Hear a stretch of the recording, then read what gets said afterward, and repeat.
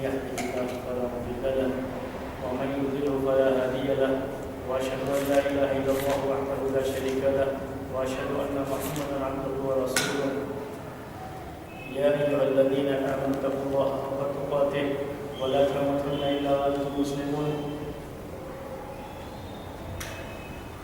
يا أيها الناس اتقوا ربكم الذي خلقكم من نفس واحدة وخلق منها زوجها وبث منهما رجالا كثيرا ونساء واتقوا الله الذي تساءلون به والأرحام إن الله كان عليكم رقيبا يا أيها الذين آمنوا اتقوا الله وقولوا قولا سديدا يصلح لكم أعمالكم ويغفر لكم ذنوبكم ومن يطع الله ورسوله فقد فاز فوزا عظيما أما بعد فإن خير الحديث كتاب الله وخير الهدي هدي محمد صلى الله عليه وسلم وشر الأمور محدثاتها وكل محدثة بدعة وكل بدعة ضلالة وكل ضلالة في النار. محترم بھائیو، اصول حدیث میں بات آپ کے سامنے چل رہی تھی وہ یہ کہ حدیث کا سلسلہ یا کہیے سند کا سلسلہ جو ایک دوسرے سے جڑا ہوا ہونا چاہیے اسے اتصال سند کہتے ہیں. اگر یہ کوٹ کٹ جاتا ہے جڑا نہیں رہتا ہے تو حدیث اس وقت منقطع کہلاتی ہے، سند منقطع کہلاتی ہے. اور اس کی 6 قسمیں آپ کے سامنے آئی تھی. اس میں سے ایک قسم پہلے اس کی تفصیل آ چکی وہ معلق ہے اور دوسری جو قسمیں ہفتے آئی وہ مرسل ہے. اور میں نے کہا دونوں ایک دوسرے کے اپوزٹ ہیں، یعنی معلق میں سند کے شروع سے سلسلہ کرتا ہے اور مرسل میں سند کے آخر سے سلسلہ کٹا ہوا ہوتا ہے. اور مرسل کے بارے میں تفصیلات آپ کے سامنے آئی تھی کہ صحابی کی بھی مرسل ہوتی ہے لیکن اسے محدثین صحیح مانتے ہیں کیونکہ وہاں جو بھی راوی محسوس ہوگا وہ صحابی ہی ہوگا. تابعی کی جو مرسل روایت ہوتی ہے اسی کو محدثین صحیح نہیں مانتے کیونکہ وہاں اس بات کا شبہ ہو جاتا ہے کہ ہو سکتا ہے جو راوی محسوس ہو کوئی تابعی ہو. صحابی ہونا ضروری نہیں ہے. جب کوئی تابعی ہے تو یہ بھی پھر شبہ آتا ہے کہ ہو سکتا ہے کہ وہ ثقہ ہو یعنی قابل اعتماد ہو اور یہ بھی ہو سکتا ہے کہ کوئی ضعیف راوی ہو. اسی لیے محدثین مرسل حدیث کو حجت نہیں مانتے، اسے صحیح نہیں مانتے ہیں، اسے ضعیف کی قسموں میں شمار کرتے ہیں. آج آپ کے سامنے مطیہ کتنے ہیں؟ 4. انشاءاللہ اس کے بارے میں بات رہے گی. ہر ایک کے بارے میں مختصر انداز سے بات آپ کے سامنے رکھی جائے گی کیونکہ ابھی جس مرحلے میں ہم لوگ ہیں جو شروعات کی ہے اس مرحلے میں مختصر انداز میں بات ہو تو ہی زیادہ بہتر ہوتا ہے. تو ہم پڑھیں گے منقطع اور معول.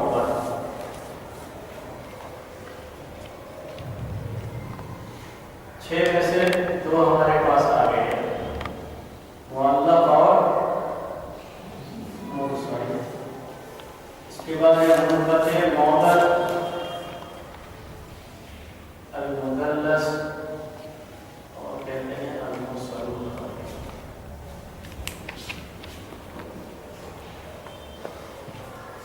یہ 4 ہے. منقطع کہتے ہیں اس حدیث کو، منقطع کہتے ہیں. اصل منقطع کے معنی سلسلہ کٹا ہوا، بس کٹ گیا ہے. کٹا جیسے ہوتے ہیں یعنی بیچ میں سلسلہ کیا ہے؟ کٹ گیا ہے. اسے منقطع کہیں گے. سلسلہ بیچ میں کٹا ہوا ہو تو اسے منقطع کہیں گے.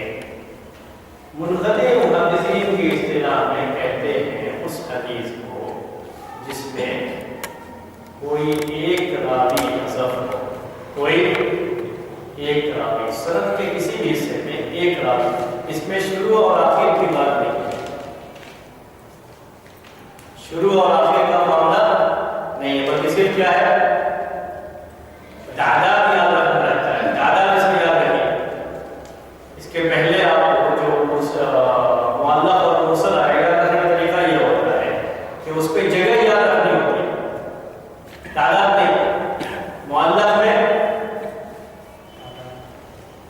میں شروع سے جگہ ہے، مرسل میں آخر سے راوی حذف ہو جاتا ہے. تو یہ کیا چیز ہے؟ یہ جگہ ہے. کس جگہ سے راوی کو حذف کیا گیا اس پہ جگہ یاد رکھنی رہتی ہے. منقطع میں تعداد یعنی معلق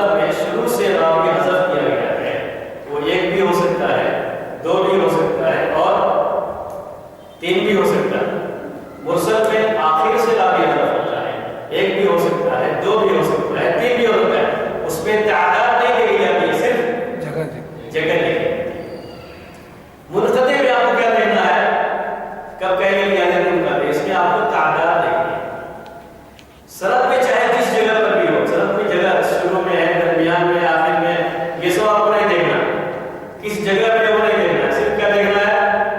تعداد۔ اگر ایک راوی ہے سند کے کسی بھی حصے سے، کتنے راوی کو حذف کر دیا جائے؟ ایک راوی ہو تو اسے منقطع کہتے ہیں۔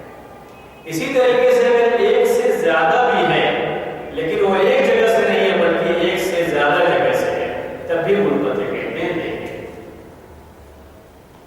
ہم ایسے ہی مثال اپنی طرف سے فرض کر لیتے ہیں، زید بکر ہے،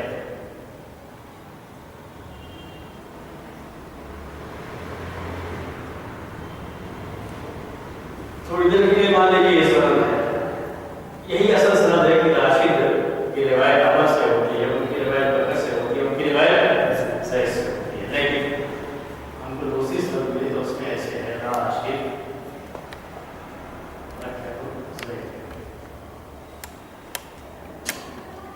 دونوں میں کیا فرق ہے آپ کو؟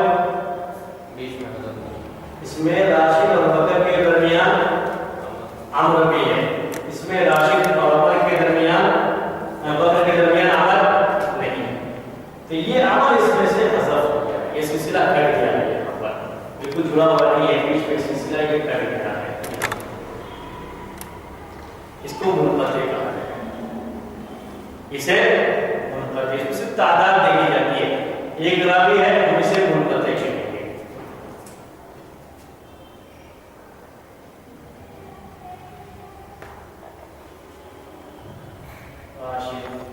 اس کو بالکل چھوڑ دیجیے گا،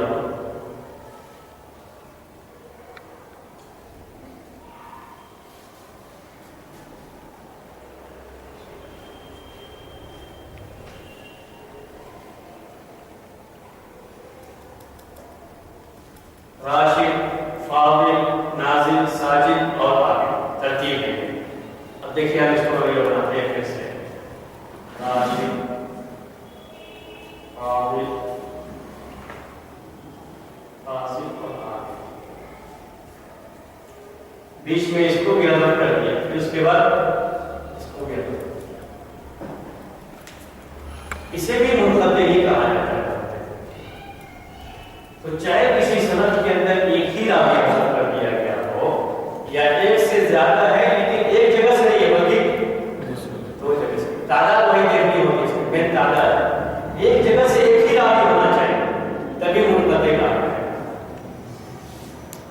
صرف اس میں تعداد دیکھی جاتی ہے منقطع میں۔ منقطع حدیث پہچاننے کے لیے سند کے اندر کیا دیکھا جاتا ہے؟ تعداد۔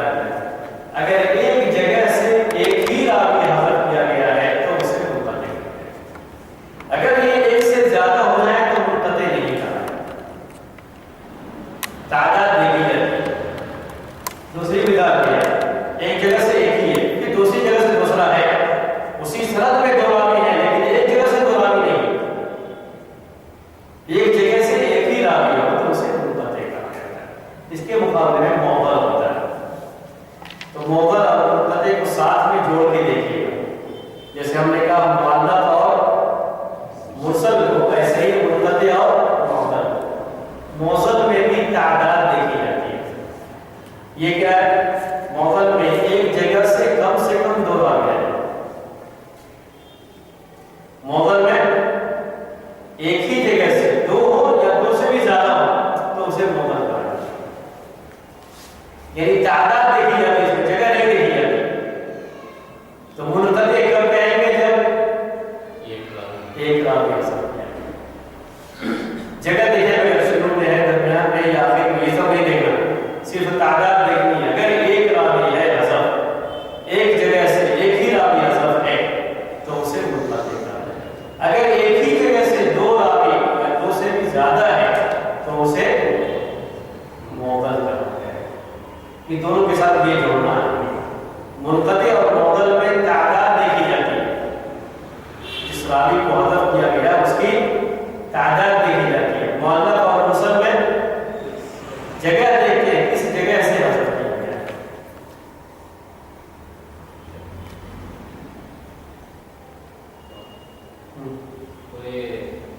دو کی تعداد کہیں سے بھی ہو، मतलब जैसे कि अब राशिद नाजिल और फाजिल दोनों लाइन से हज़फ हो गए। हाँ, एक साथ होना चाहिए, एक ही जगह पर, एक ही जगह से भाई साथ में होना चाहिए। तो तब भी वो मॉडल क्या है, चाहिए एक साथ ही हो या कहीं से भी गैप आए? वही बोल रहा हूँ, एक साथ ही होना चाहिए, कम से कम दो मॉडल के लिए एक साथ रहेगा तभी मॉडल के देखिए ये किताब में राशिद अगर जैद से बीच में कितने हो गए, दो चले गए, ये मॉडल है, मुखते नहीं का। यहाँ कहता राशिद बकर से रवायत कर रहा है, बीच में सिर्फ एक ही गैप था, तो इसे मुखते गए। तो मॉडल में तादाद देखी जाती है कम से कम दो से भी ज्यादा हो सकते हैं, लेकिन जब भी होगा तो एक ही जगह से रहेंगे। यानी ऐसा नहीं कि यहाँ से एक हो गया, फिर यहाँ से एक हो गया, फिर उसके बाद एक हो गया, वैसे नहीं, गैप के साथ नहीं होना चाहिए, मुसलसल आना चाहिए, लगातार मुसलसल बगैर गैप, 2 हो 3 हो 4 हो जितने भी हो सब मॉडल ही कहना है। तो ये जो लास्ट के अंदर बताइए ये मुनक़ते है, मुनक़ते है, एक ही रावी है, यहाँ भी एक ही रावी है, एक जगह पे एक जगह पे एक ही रावी रहेगा, तो उसे मुनक़ते कहते हैं। मॉडल में दो अलग-अलग जगह दो रावी नहीं, अगर दो अलग-अलग जगह पे अलग-अलग रावी है तो मुनक़ते हो गया, क्योंकि एक ही रावी है। एक जगह पे दो रावी और दो अलग जगह, यहाँ पर दो थे, फिर दूसरी जगह पे दो और, असल में इतनी लंबी विसरत नहीं होती है। असल मसला ये ऐसा था कि जो हो सकता है, ऐसे हम सोचेंगे तो हो सकता है, लेकिन सरद में अगर आप देखेंगे तो सरद इतनी लंबी नहीं होती, एक जगह से दो हो गया, फिर और जो है 4 अलग हो गए, तो है कितने जवाब दिया है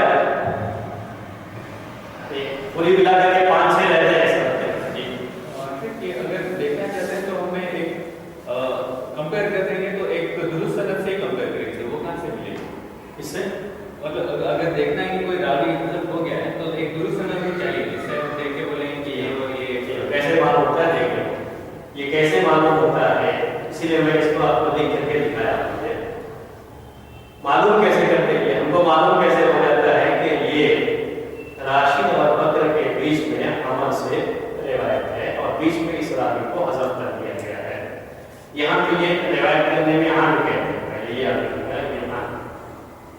यानी राशिद सिर्फ ये कहते हैं कि बकर से रिवायत है, ये नहीं कहते कि मैंने बकर से सुना, क्योंकि वो झूठ हो जाएगा। जरूरी होता है हदसना होता है, समेतो होता है, जहाँ हदसना और समेतो आ जाए, हदसना का मतलब कि मुझसे हदीस बयान किया, हमसे रिवायत, समेतो का मतलब मैंने सुना। अगर ये कहते हैं तो वहाँ बीच में कोई रावी हज़फ नहीं होता। ये मसला कब आता है कि बीच में रावी हज़फ है, नहीं सुना जब देखेंगे आप तो यहाँ ना आता या काला। अब कह सकते हैं कि राशिद ने कहा बकर से, अब कहा राशिद कह रहे हैं कि जो है बकर ने ये बात कही है, तो ये कोई जरूरी नहीं होता है उन्होंने सुना भी हो। जैसे आप लोग यहाँ पे आके बैठते हैं, आपको समझने के लिए अच्छी तरह समझ के आगे बढ़ेंगे, मसला नहीं है। मैं ये बातें कह रहा हूँ, पिछले हफ्ते बात लोग नहीं थे, अब उन्होंने ये बात अपने किसी साथी से सुन लिया, किसी और के सामने जाकर कहा शेख ने ये बात कही है। ये नहीं कह रहे मैंने सुना है कभी कब झूठ होगा। तो जिस साथी ने बयान किया था उसका नाम नहीं लेते, तो विदायत किससे रिवायत कर लेते हैं, शेख से, कि शेख ने ये बात कही है। ऐसे ही हदीसों में भी होता।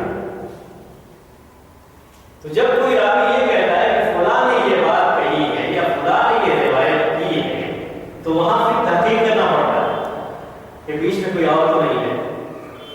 तहकीक कैसे करते हैं, दूसरी सनदें देखते हैं, दूसरी जो है पूरी हदीस जितनी भी किताबें ऐसे हमें ढूंढते हैं। पहले लोग एक हदीस पढ़ के देखते थे, अभी कंप्यूटर में आसानी से मालूम करते हैं, मालूम हुआ कि एक रिवायत में राशिद और बकर के बीच में कौन है, अमर है।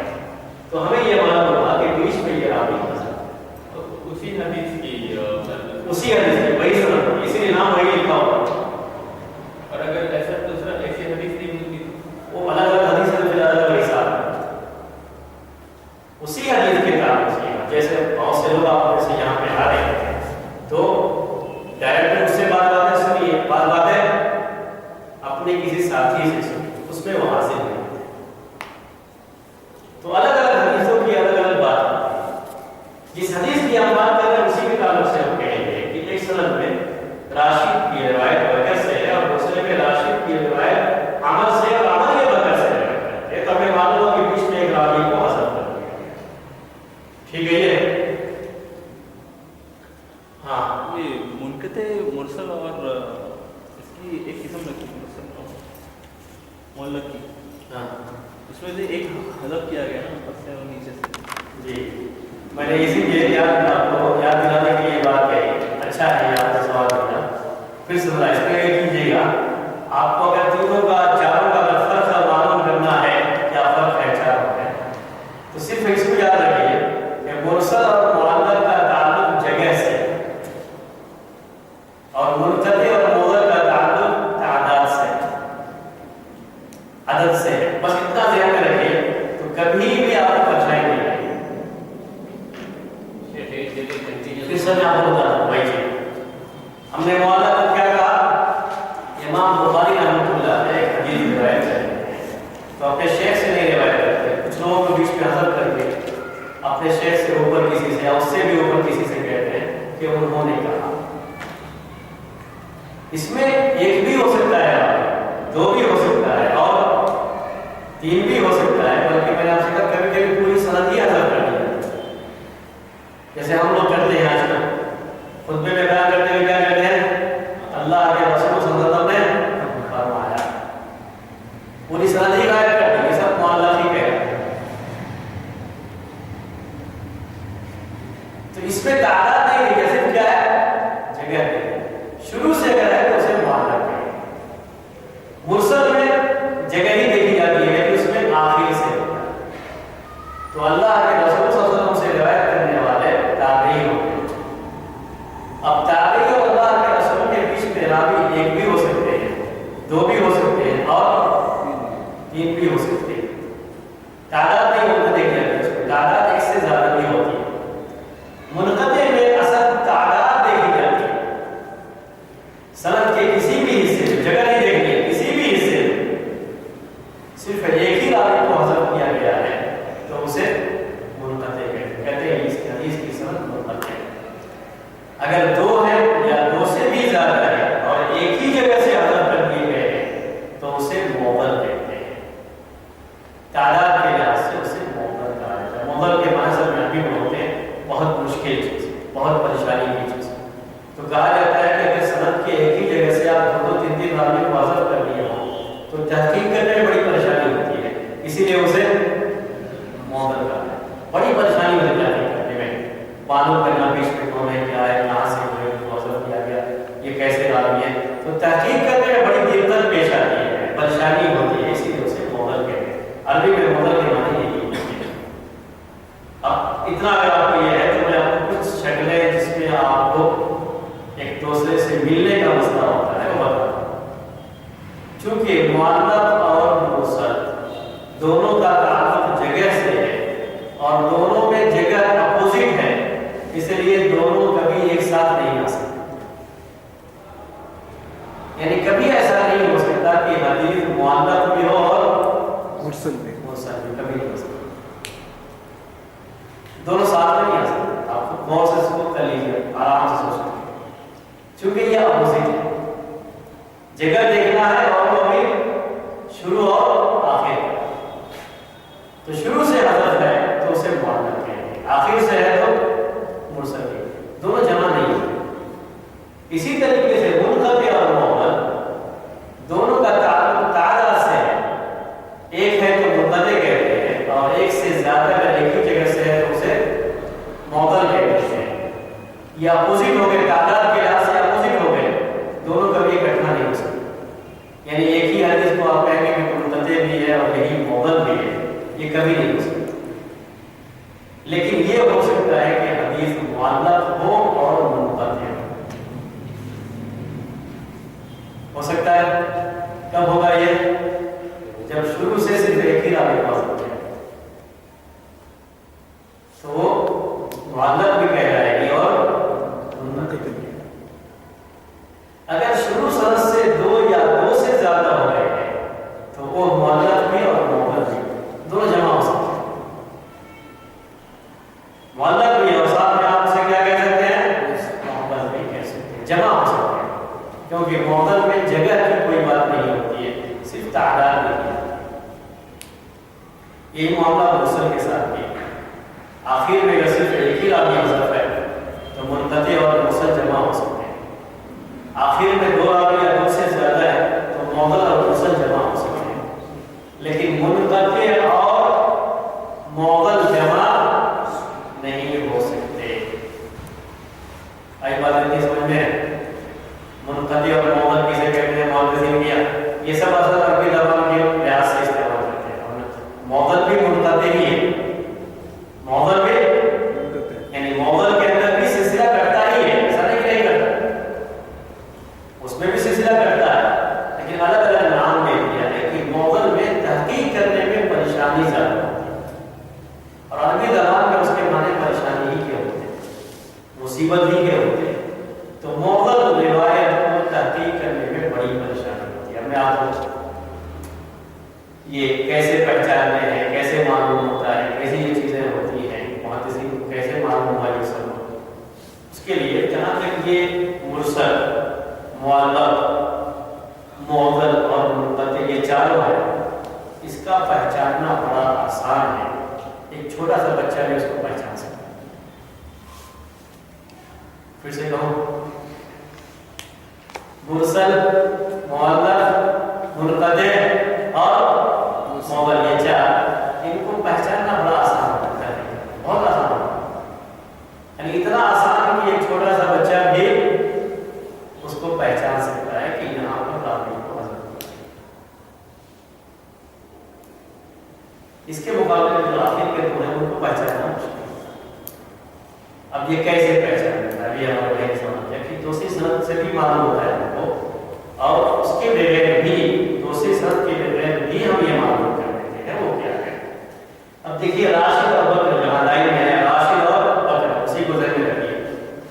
राशिद ने बकर से रिवायत किया, हमने तहक़ीक़ किया तो मालूम के बीच में एक रावी अमल में हज़फ किया गया। तो राशिद और बकर के बीच में कोई सिलसिला कट गया है या रावी हज़फ कर दिया गया है, बच्चा भी मालूम कर लेता है। कैसे? राशिद की हमने तारीख़ पैदाइश देखी, तारीख़ पैदाइश यानी डेट ऑफ बर्थ, आज जो है जो सब लोग बनाया करते हैं, तो अब ये जो उसकी पैदाइश की ये तारीख है, इस वक्त ये पैदा हो गए राशिद। बकर की हमने तारीख़ वफ़ात देखी। हुकूमत आज इस पर बहुत जोर दे रही है कि आप मरे तब भी आपकी रजिस्टर उसको ला करके रजिस्टर कराना जरूरी है, और पैदा हुई तब भी जरूरी है।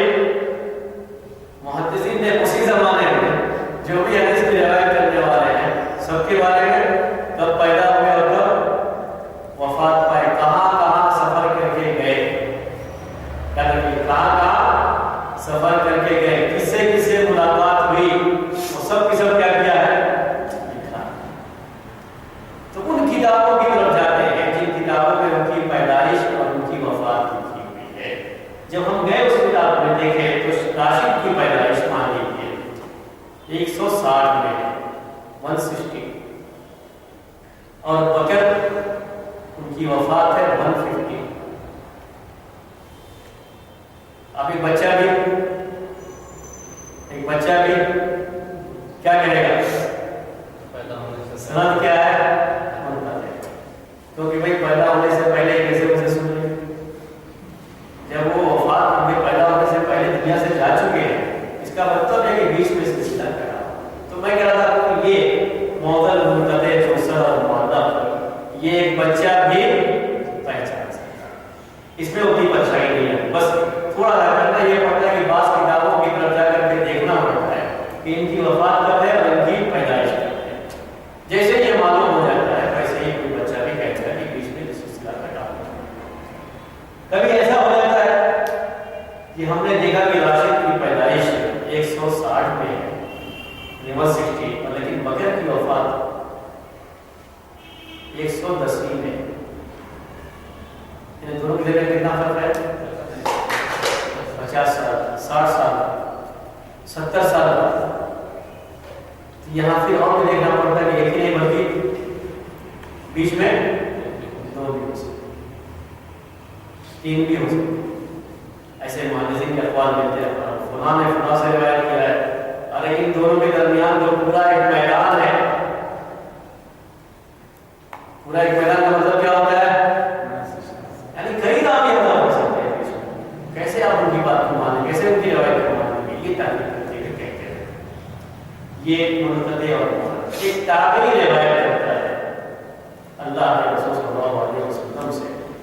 ایک بچہ بھی کہہ دے گا کہ تابعی کہتے نہیں ہیں اس کو جس کی ملاقات اللہ کے رسول صلی اللہ علیہ وسلم سے نہیں ہوئی۔ یہ تو بالکل یقینی بات ہے کہ اسے نہیں سنا ہے، بیچ میں کچھ نہ کچھ جو ہے غلط کیا گیا، تو یہ معلوم کوئی بھی کر دیتا ہے۔ تو یہ 4 آسانی سے معلوم ہو جاتے ہیں۔ البتہ جو نیچے کے 2 ہیں، اسی لیے اس کو مدرس کہا جاتا ہے، مسلم خبری کہا جاتا ہے، اس کو ذرا غور سے دیکھیے گا۔ حدیث میں بہت ساری حدیثوں کے ضعیف ہونے کی وجہ تدلیس ہوتی ہے، مدلس۔ کتابیں آپ پڑھتے رہیں گے کہ شیخ البانی نے اس کو اس لیے ضعیف قرار دیا کہ اس میں راوی ہے وہ مدلس ہے، تدلیس کرتا ہے، تدلیس کی وجہ سے روایت ضعیف ہے۔ ایسے پڑھتے ہیں یہ کیا مدلس کسے کہتے ہیں، تدلیس کسے کہتے ہیں، محدثین کی اس کو دیکھیے۔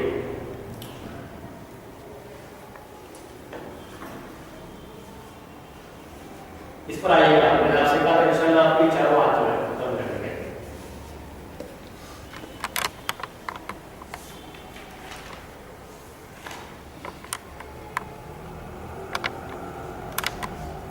عربی زبان میں تدلیس کہتے ہیں آیت چھپانے، تدلیس آیت چھپانا، اسی سے عربی کو کہتے ہیں مدلس، یعنی تدلیس کرنے والا۔ حدیث کو کہتے ہیں مدلس، یعنی جس حدیث میں تدلیس کی گئی ہے، مدلس مدلس۔ تدلیس پر زیر اور زبر کا فرق ہے۔ ہم تدلیس پہ آتے ہیں، تدلیس مدلس مدلس، اس کا کیا مطلب ہوتا ہے؟ یہ والی بحث اور اس کو بھی دونوں کو ذہن میں ایک ساتھ رکھیے۔ میں وہی مثال پھر آپ کو لکھتا ہوں، تدلیس کب کہا جاتا ہے، کیسے ہوتی ہے تدلیس؟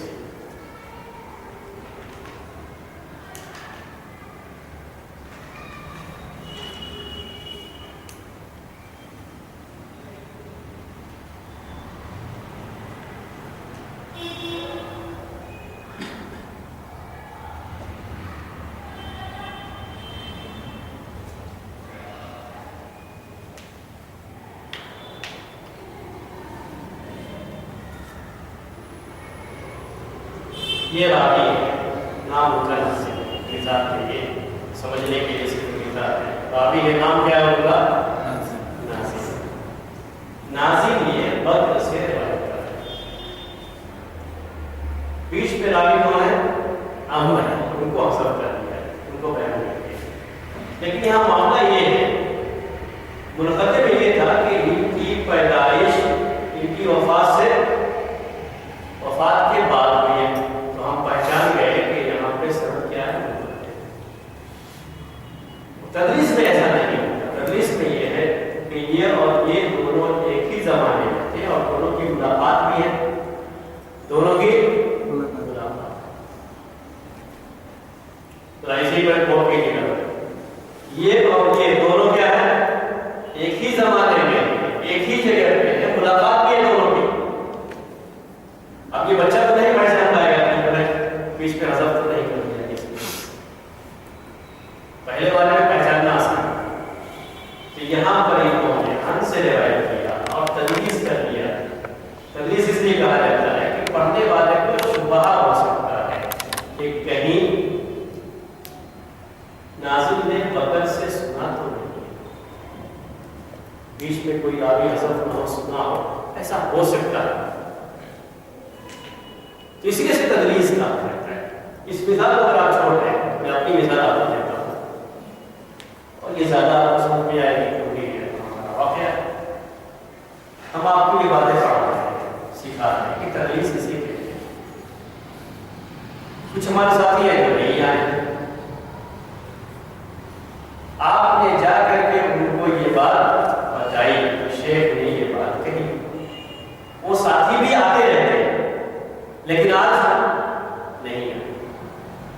تو آج جو بات میں نے کہی انہوں نے مجھ سے نہیں سنا ہے بلکہ ہم سے آپ میں سے کسی سے سنا ہے، مجھ سے نہیں سنا ہے۔ لیکن چونکہ وہ برابر میرے پاس آتے رہتے ہیں تو کسی کے سامنے انہوں نے کہا کہ شیخ نے یہ بات کہی ہے۔ اب سننے والا چونکہ وہ 10 میں آتے ہیں، سننے والا کیا سمجھے گا؟ شیخ سے سنا ہے، یہی شبہ ہوتا ہے، اسی تدریس کے وہاں پر یہ واضح کرتے ہیں کہ میں جو ہے فلاں سے سنا ہوں اور انہوں نے شیخ سے یہ بات بیان کی ہے، تو شبہ ختم۔ لیکن وہ کہتے ہیں کہ شیخ نے کہا، یہ نہیں کہتے میں نے سنا ہے، اگر کہتے کہ میں نے سنا ہے تو شبہ ختم ہو گیا۔ صرف کہتے ہیں شیخ نے کہا ہے، شبہ پیدا ہوتا ہے کہ انہوں نے سنا ہے یا کسی اور سے سنا ہے۔ یہ مسئلہ رہتا ہے محدثین کے یہاں، یہ تحقیق کرنی پڑتی ہے اس کی۔ جب یہ کہتے ہیں کہ فلاں نے کہا ہے تو تحقیق کرتے ہیں کہ انہوں نے اسے سنا ہے یا نہیں سنا، کسی اور سے تو نہیں سنا ہے۔ اب یہاں خاص طریقے سے دوسری سندیں دیکھیں، ہم دوسری سندیں دیکھیں تو ہمیں بیچ میں عمر ایک باقی ملے گا۔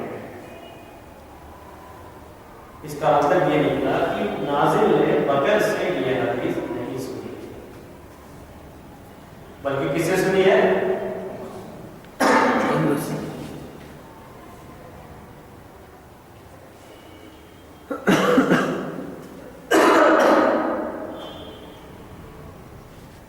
بلکہ یہ حدیث انہوں نے عمر سے سنی ہے اور عمر نے بکر سے روایت کیا ہے۔ یہ مسئلہ اس کے اسی کو محدثین کے یہاں تدریس کہتے ہیں اور اس کو پہچاننا بہت آسان نہیں۔ جو ماہر لوگ ہیں وہی سے پہچانتے ہیں، ماہر لوگ ہیں وہ پہچانتے نہیں۔ شیخ اس کے لیے طریقہ صرف دوسرا سند ہی ہوگا اور کچھ اور اس کے علاوہ ابھی ہم کو اگر کرنا ہے تو مشکل نہیں ہے۔ ہمارے لیے آسانی کیا ہے کہ یہ نازل ہم کتابوں میں جب پڑھیں گے تو وہ محدثین لکھے ہوئے ہیں کہ نازل ایک مدلس رہا۔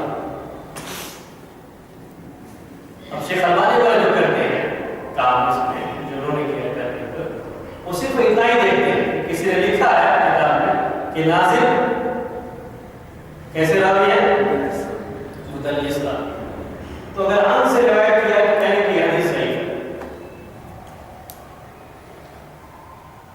لیکن جنہوں نے کتابوں میں لکھا ہے کہ یہ مدلس راوی ہے، انہوں نے کیوں لکھا ہے؟ انہوں نے پوری تحقیق کی، تحقیق کرنے کے بعد یہ سند ہے، اس کی اور دوسری سند ہے، وہاں بیچ میں راوی بیان کرتے ہیں، یہاں وہ بیان نہیں کرتے، پوری تحقیق کیا ہے۔ تو تحقیق کرنے کے بعد یہ لکھتے ہیں کہ یہ مدلس راوی۔ ابھی کوئی یہ کام نہیں کرتا، ابھی لوگ کیا کریں گے؟ صرف جو محدثین نے لکھا ہے اسی کی روشنی میں ان کی تحقیق یہ مدلس راوی ہے، یہ ایسا راوی ہے، اس کے بارے میں یہ کہا ہے محدثین نے، تو محدثین نے کہا یہ راوی مدلس ہے۔ سو ایسے راوی کے ہر ایک حدیث کو بھی مدلس کرتے نہیں، وہ ابھی آپ نہ سمجھیں، بس یہ کہ مدلس یا تدلیس کسے کہتے ہیں وہ سمجھنا ہے۔ اب میں آپ کو دیکھیے الفاظ میں بیان کرتا ہوں، یہ مثال دینے کے بعد الفاظ میں تدلیس کسے کہتے ہیں؟ تدلیس یہ ہے کہ راوی اپنے اس شیخ سے جس سے اس کی ملاقات ہوئی ہے، اپنے اس شیخ سے جس سے اس کی ملاقات ہوئی ہے روایت کرے ایسی حدیث جو کہ اس سے سنا نہیں۔ پھر سے کہو، تحقیق سے جان لگے گا، کوئی بھی اپنے شیخ سے، شیخ جس سے اس کی ملاقات ہے، بات ابھی آپ کے سامنے ملاقات ہے اور روایت کرے ایسی حدیث جو کہ اس سے سنا نہیں ہے بلکہ کسی اور سے سنا ہے اور اس نے اس شیخ سے سنا ہے، پھر بیچ کے راوی کو حذف کر کے ڈائریکٹ اس شیخ سے روایت کرے، یہ کہتے ہوئے کہ شیخ نے کہا ہے یا شیخ سے روایت، یہ کہتے ہوئے کہ میں نے سنا، ایسا نہیں کرتا، ویسا کیوں جھوٹا ہو جائے گا، اس کی روایت قابل قبول نہیں۔ پھر سے میں آپ کو بولتا ہوں، مثال آپ ذہن میں رکھیں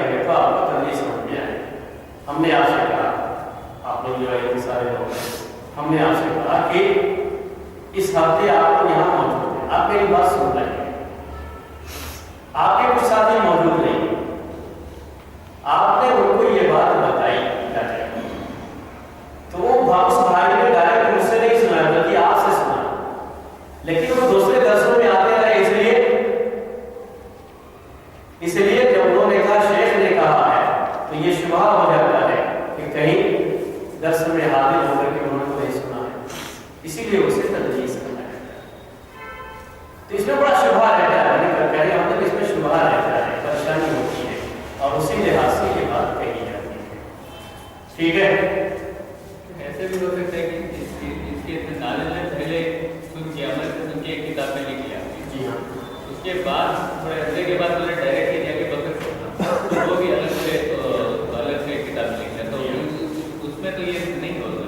یہ بالکل صحیح کہا، یہ آپ کی جو بات ہے آپ کی بالکل صحیح بات ہے۔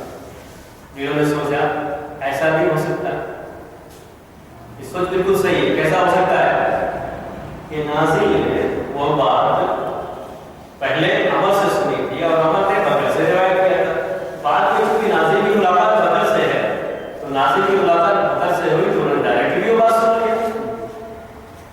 جیسے ہم یہی مثال رکھتے ہیں یہاں کلاس میں حاضر نہیں تھے تو کسی ساتھی سے بات سنی، بعد میں شیخ سے خود ہی پوچھ لیا کہ آپ نے ایسا کہا، میں نے کہا ڈائریکٹ سن لیا۔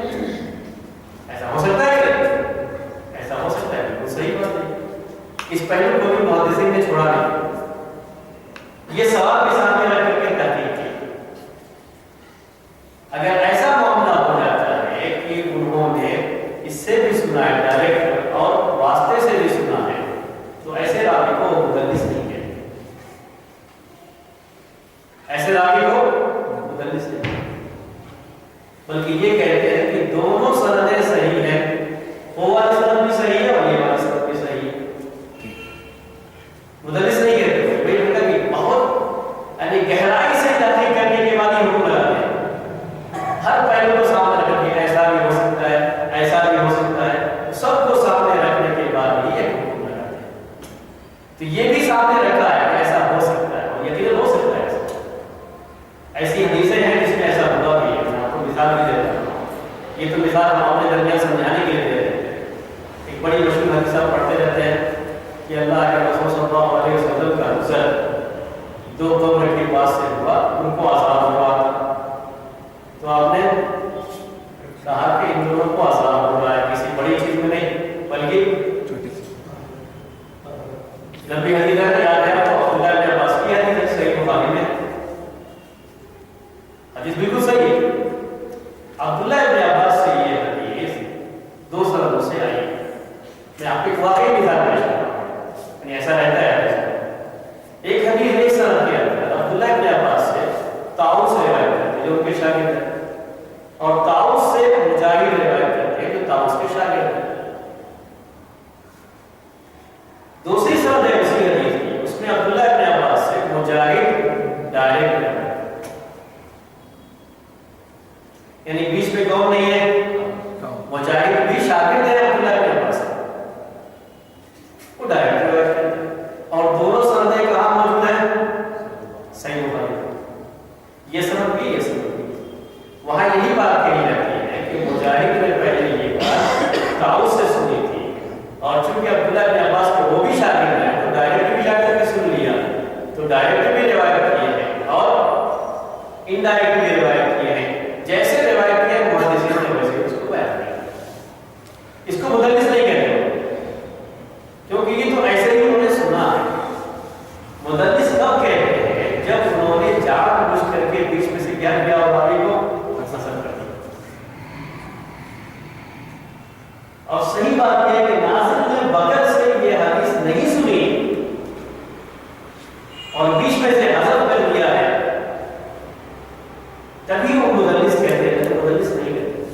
یقین ہو جانے کے بعد بھی انہوں نے ایسا کیا، وہ تحقیق ہونے کافی مشکل کام انہوں نے کیا ہے۔ اسی لیے کہا جاتا ہے کہ جو آدمی بھی محدثین کے اس کام کو صحیح طریقے سے سمجھ لیتا ہے وہ اس اعتراف کے بغیر نہیں رہتا کہ ایسا کام آج تک پوری انسان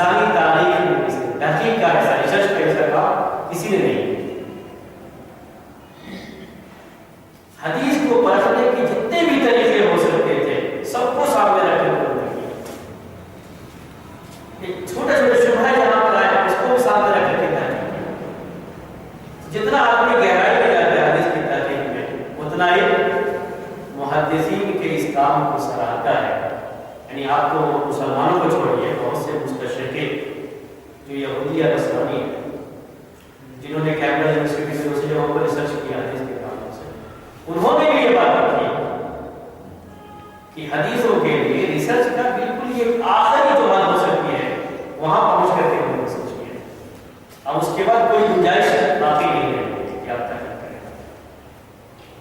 تو یہ باقاعدہ یہ بھی دیکھتے ہیں، جو آپ نے سوال کیا تھا وہ دیکھتے ہیں باقاعدہ، اور ایسی مثالیں موجود ہیں. ایسا ہوتا ہے کہ مثالیں بھی موجود ہیں. یہ بات اس کی چل رہی تھی تدریس کے بارے میں، ٹھیک ہے، مدرس اور تدریس کے بارے میں بات چل رہا ہے. کبھی کبھی کہتے ہیں کہ اس میں تدریس کی ہے. ابھی ہمارا ہفتے کل ہی کا جو وہ درس چل رہا تھا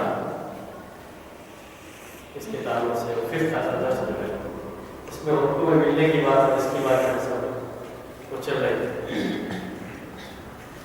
عبداللہ ابن زبیر سے اس سلسلے میں جو روایت آئی ہوئی ہے کہ وہ کہتے ہیں کہ تم جاؤ مسجد میں تو امام کو جس حالت میں بھی دیکھو اس حالت میں شامل ہو جاؤ. یہ جو ایک روایت ہے، اور آخر میں کہتے ہیں کہ یہ سنت ہے.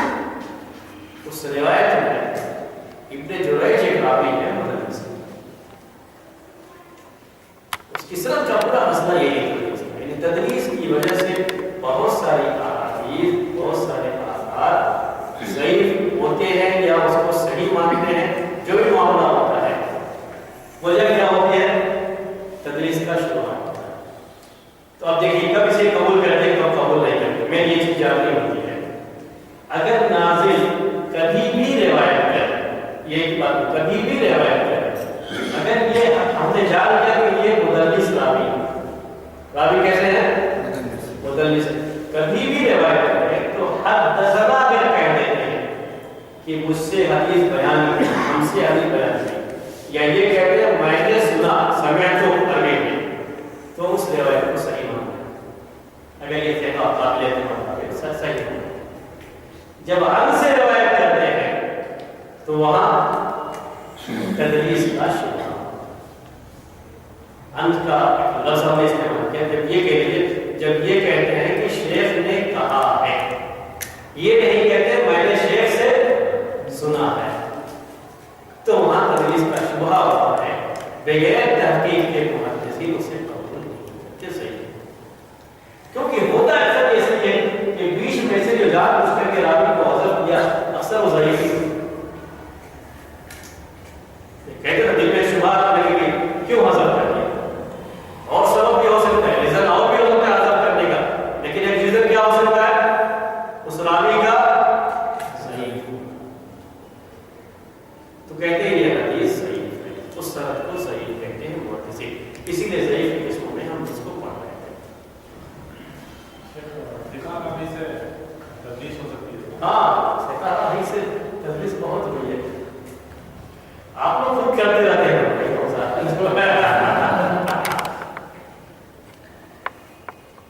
میں آپ لوگوں کو ہی بولتا ہوں، میں اپنے کو بھی بولتا ہوں. آج تک تدریس سے شاید ہی بہت کم لوگ جو بچتے ہیں، کچھ نہ کچھ تو کرتے رہتے ہیں. ابھی جو مثال میں آپ کو دے رہا تھا کہ میں نے بات کہی ہے، آپ نے کسی اور سے سنا ہے، کبھی نظر کرتے کہ آپ اس کا نام نہ لے کر کے ڈائریکٹ یہ کہتے ہیں کہ شیخ نے یہ بات کہی. یہ سب محدثین کے اصولوں کے لحاظ سے تدریس ہی ہے. تدریس تو کوئی بھی کرتا ہے. کیا تدریس ہو صرف یہ کہ نام نہیں لیا تو آپ کہیں گے کہ وہ قابل اعتماد نہیں قابل اعتماد. کب آپ اس کے اوپر شبہ کرنے لگتے ہیں؟ جب جان بوجھ کر کے کسی ضعیف کو نظر کرتے ہیں. یہ بھی اس کے اوپر بھی بڑا مسئلہ آتا ہے. پھر اس کو محدثین جو ہے کیا کہتے ہیں، اس کے اندر بلیک لسٹ میں جو ہے وہ بات کر دیتے ہیں اس کو کیسا ہے. باقی اس کے بارے میں بات تھی، مدلس کے بارے میں یا تدریس کے بارے میں بات تھی. اس بات کو آپ تھوڑے سے مجھے رکھیے. تدریس کے تعلق سے یہ اصل مسئلہ ہے. مرسل خفیف ہے اور مدلس میں تھوڑا فرق ہے، بس اتنا ہی مجھے کرنا ہے اور یہ مسئلہ ختم ہوتا ہے. ہم نے بھی آپ سے کہا کہ نازل اور بغیر دونوں کی ملاقات ہو چکی ہے، ملاقات ہے دونوں کی، تو اس کو مدلس کہتے ہیں اور حدیث کو مدلس کہتے ہیں. لیکن اگر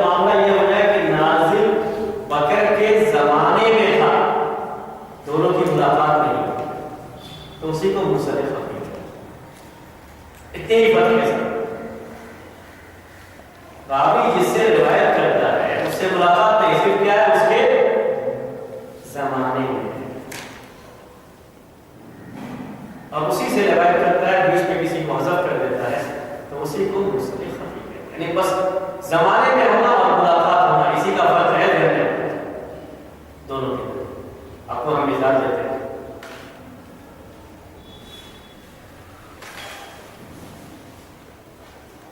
شیخ ابن باز سے کس کی ملاقات ہوئی آپ سے؟ ہاں کسی کی ہوئی ہے؟ آپ کے زمانے میں تھے وہ؟ چھوٹے کتنے بڑے تھے اس ٹائم آپ کو؟ جس وقت ان کی وفات ہوئی ہے 19-20 سال، ہاں 19-20 سال اگر ہے تو اس کو کہتے ہیں ان کے زمانے میں، لیکن آپ کی ملاقات نہیں۔ ایسی اور بھی دوست ہے بعض لوگوں کو، آپ بات نہیں کیا، آج کل تو ایسا بھی ہوتا ہے کہ آپ کسی کو ڈائریکٹ بھی نہ ملاقات تب بھی ٹیلی فون وغیرہ کے ذریعے سے بات کر کے آپ سن سکتے ہیں کوئی چیز ڈائریکٹ۔ ابھی تو آپ مسئلہ ہو زیادہ اگر تحقیق کرنے میں آئے تو اور پیچیدہ ہو جائے گا، کوئی بھی کہہ رہے کیا فرق پڑتا ہے، ہم نے نہیں سنا تو کس سے سنا ہوگا؟ موبائل سے، اس سے۔ ابھی تو اور بچہ ہے، مسلمان نے سفر کیا ہے نہیں کیا تو سفر نہیں کیا، وہاں کے دونوں کی ملاقات نہیں ہے، اگرچہ کہ ایک زمانے میں تو تحقیق کر لیتے تھے کہ کیا جو ہے ثابت نہیں ہے، لیکن ابھی تو لوگ کہہ دیں گے کہ ایسا بھی تو ہو سکتا ہے، تھوڑا زیادہ مسئلہ آگے ہو سکتا ہے پہلے کے مقابلے میں۔ اسی کے لحاظ سے میں بات کرتا ہوں آپ کو، دین کا مسئلہ ہے، کسی عورت کی شادی کسی جن سے ہو سکتی ہے؟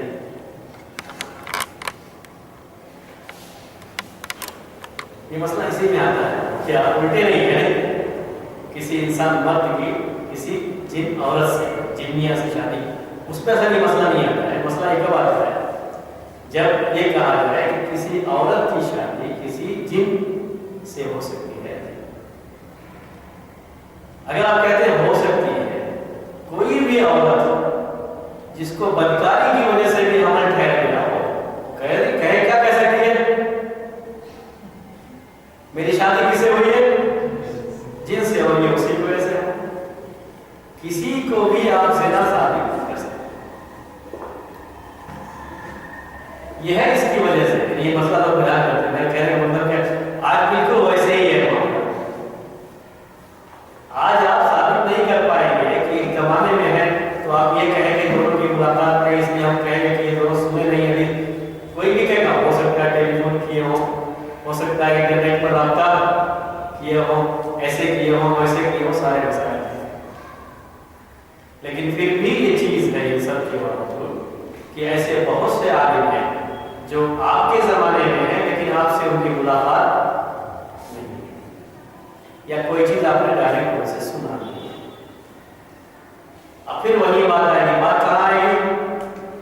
آپ کسی اور کے ذریعے سے ان سے سنے ہوئے ہیں، اور لیکن آپ یہ کہتے ہیں کہ ابن باز نے کہا، ٹھیک ہے؟ تو یہ مرسل خفی ہوتا ہے۔ اس زمانے میں اسی کو مرسل خفی کہتے ہیں۔ تو تجویز اور مرسل خفی میں صرف اتنا فرق ہے کہ اس میں راوی اور اس کے شیخ کے درمیان مرسل خفی ہے۔ ایک زمانے میں ہونا ہوگا تھا، ملاقات نہیں ہے، کسی اور سے سنا ہے، ڈائریکٹ نہیں سنا ہے، اور مدلس میں دونوں کی ملاقات بھی ثابت ہے، جس میں پہچاننا اور بھی مشکل ہوتا تھا، مرسل خفی میں اتنا مشکل نہیں ہوتا۔ یہ بات یہ ویسے ہے، دقیق ویسے ہے، ہم بہت سارے اس کے بارے میں آپ کو پریشان کرنا نہیں چاہتے۔ فی الحال اگر آپ اس مرحلے میں اتنا یاد رکھیں تو انشاءاللہ بعد میں اور باتیں بھی اس کے نام سے دوسرے مرحلے میں جائیں گے، اور گہرائی میں جا کر پڑھنا چاہیں گے تو اور باتیں آپ کے سامنے آئیں گی۔ اسی پر ہم یہ ختم کریں گے، یہ 6 قسمیں آپ کی ہو گئی۔ آئندہ ہفتے سے انشاءاللہ آپ کے سامنے حدیث کی کچھ اور قسمیں، ابھی ضعیف قسمیں باقی ہیں، لیکن وہ ضعیف قسموں سے پہلے جن کا زیادہ تعلق ہوتا ہے، آپ سنتے رہتے ہیں، ان کو پیش کر کے، جیسے کہتے ہیں حدیث قدسی، حدیث مرفوع، حدیث موقوف، مقطوع، یہ قدسی حدیث قدسی ہے بولتے ہیں، یہ مرفوع حدیث ہے بولتے ہیں، تو اس کا کیا مطلب ہوتا ہے؟ یہ پہلے آپ کے سامنے پیش کریں گے، پھر ضعیف حدیث کی